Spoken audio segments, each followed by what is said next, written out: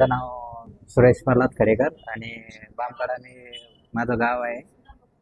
Post Kedarkheda आहे, तालुका भोकरदन, जिल्हा जालना.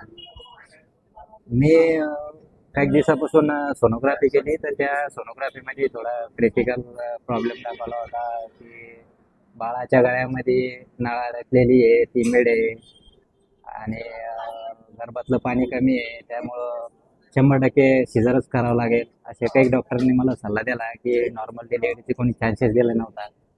मग तसंच माझ्या मित्रानं मला कॉल करणारे हॉस्पिटलचं नाव सांगितलं आणि मी इथं आलो.